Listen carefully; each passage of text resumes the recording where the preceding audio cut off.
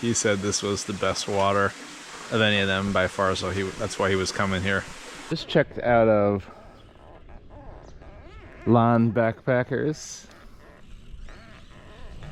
which was pretty great to stay. They had capsules in there, so you always have a good night's sleep in a capsule. There's a angry dog. Hey! Hey! So good night's sleep in the capsule. My goal was to try to stay in some different accommodation. All of them just budget style accommodation.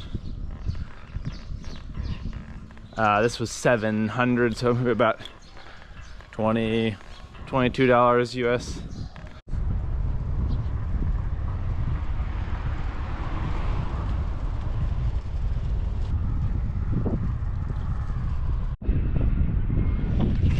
So this looks like the little rice sprouts. So they'll probably take these, they'll flood the paddy, and then this machine will like insert all these little sprouts in. I think that's how it works.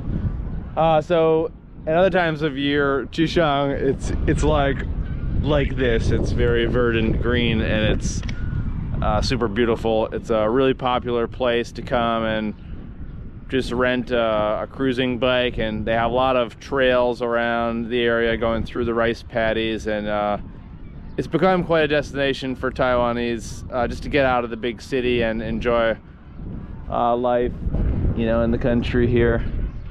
Chishang is a little town. It's a great base, so you might want to take an extra day and just stay there.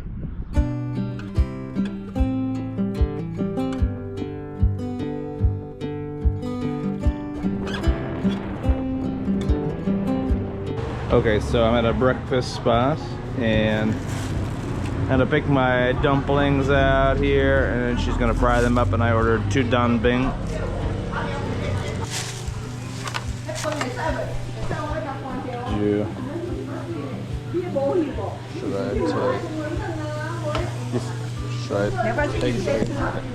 Okay, so I'm gonna take some dumplings back, and there's this rice that sort of like sticky rice with these pickled vegetables and stuff. Maybe I'll get one of those to go because rice is really good. And she makes them in this steaming pot here. Oh, we'll see. Yeah, that looks like the sticky rice.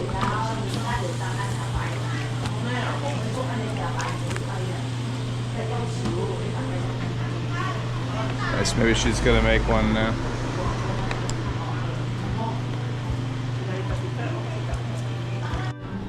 Okay, so I got my dumplings, I got some danbing, I got a soy milk here, and I'll probably get one of those sticky rice things to go. So a really good breakfast here, and I'll take you through downtown Fuli. Yeah, just another small town here in the Rift Valley. They're getting ready for Chinese New Year.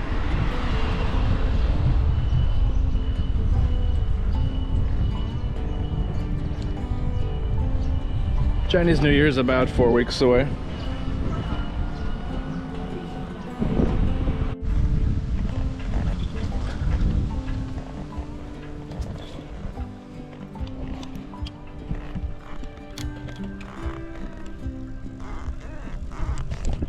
So I turned off the main road. It said there was a bike path to a waterfall about 4 kilometers up this way, and it looked super nice.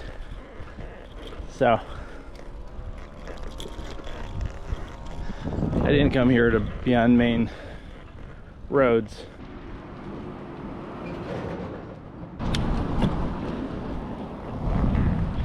The bike is freedom to explore, so take advantage of that. Get off the main route.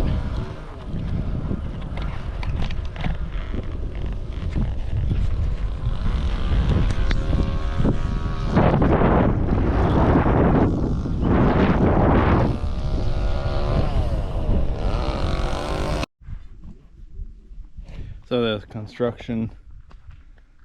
construction here on this road. So there was some signs the second time today, but I can't read the sign, so I just kept going and I had to turn around the second time.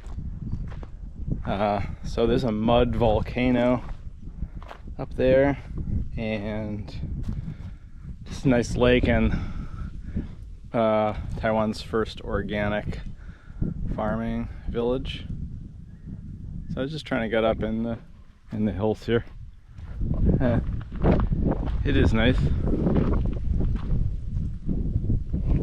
So we'll go back down and get on our way. I thought it'd be the perfect cycling snack. It's sticky rice with some pickled vegetables and something called pork floss and a Chinese donut.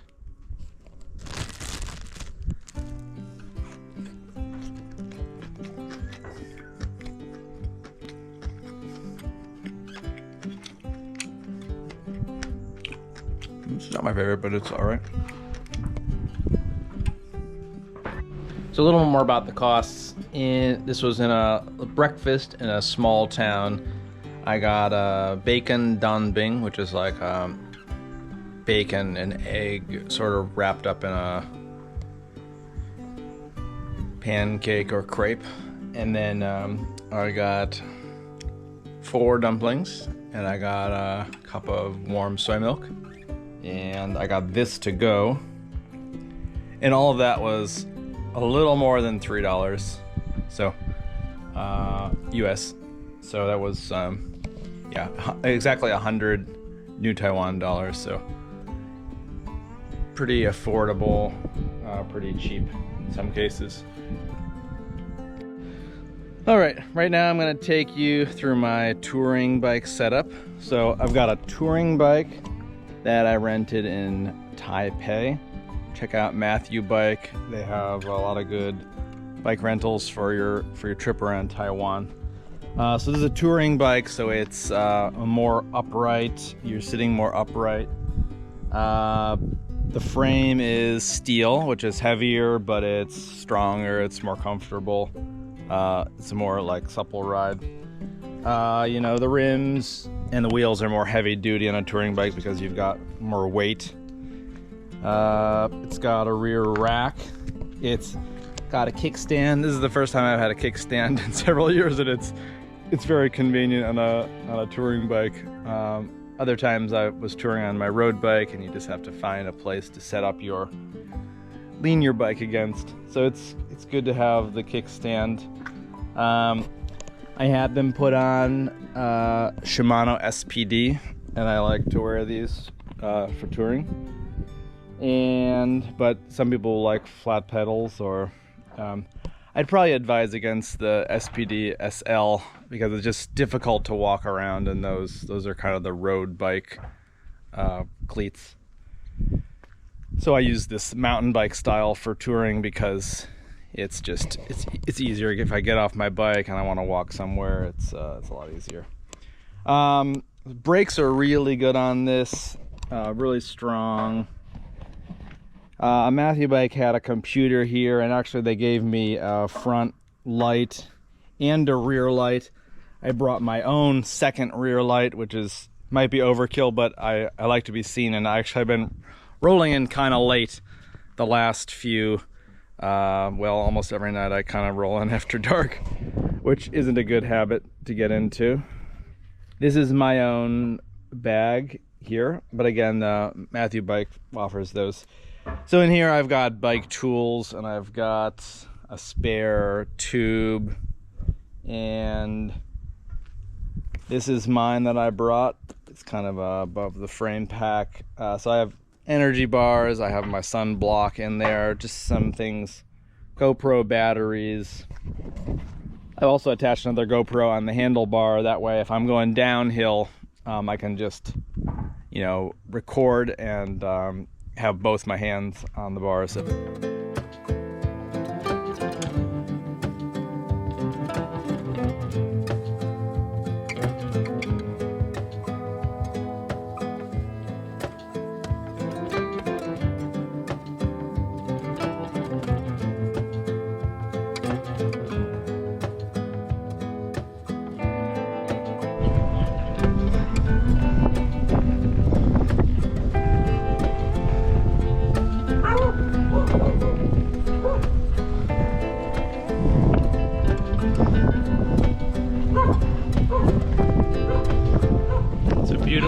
sunny day in January in Taiwan's East Rift Valley.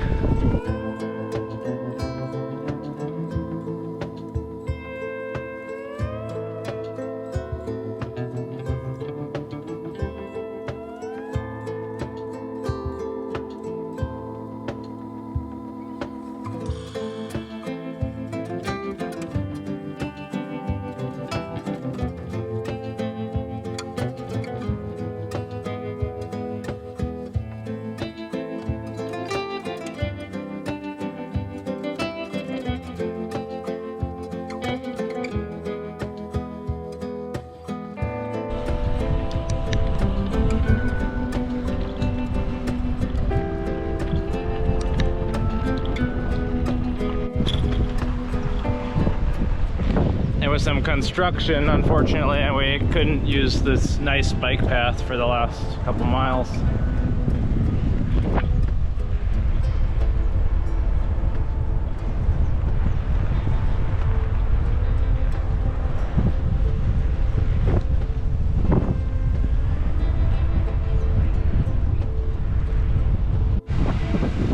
Starting to get irritated. This is the third or fourth time that I've gone down a place. This time it wasn't my fault, there was no warning. It's just blocked off. This is where I want to see the monument for the plates. The tectonic plate monument. But the bridge must be unsafe because of tectonic movement. That's what I'm guessing. I'm just having to backtrack several times.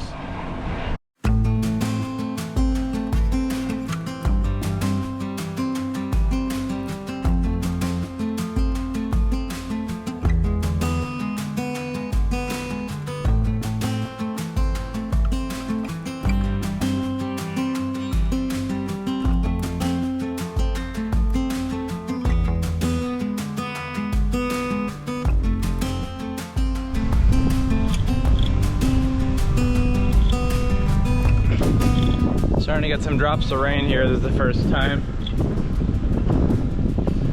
I'm off of Route 1's on the other side of the river, over there to my left. And I stayed over this way. That's actually another bike route, but this follows 193. It's a pretty strong headwind. It's really tiring pedaling into this.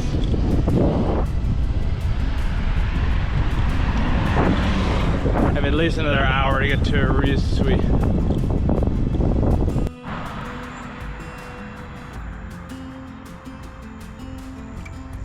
So I ran into some rain and I had to take cover for a few minutes, but it slowed down and now stopped, so I'm back on the road. Okay, I got a Taiwanese bento here, so a big piece of fried chicken and then some vegetables, rice, tofu, sausage, egg. Good protein, carbs, because I need it right now. Alright, just had that delicious bento. Now we're gonna look for some accommodation. I want to stay at a hot spring resort tonight.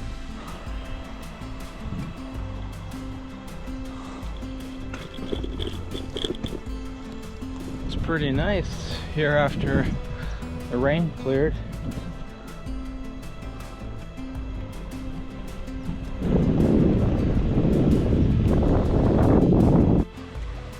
All right, here we are. Let's see if they have room for me. All right, so I'm at the Hot Springs Resort. Well, resort is a Japanese era, like historic hot springs. And it's a tatami room. So I paid 600 Taiwanese dollars for this, so less than 20 US. So pretty good value. And we're gonna go check out the hot springs now.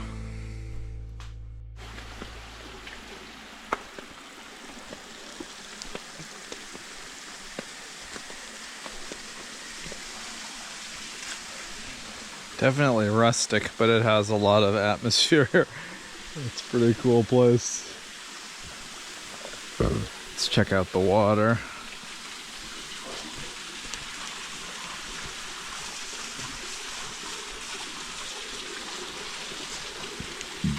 The water's like milky. Yeah, that's nice. This is definitely a budget place. Being historic and almost to the point of being run down, but they one guy who looked pretty wealthy to me, he said this was the best water of any of them by far, so that's why he was coming here. So that's got to count for something.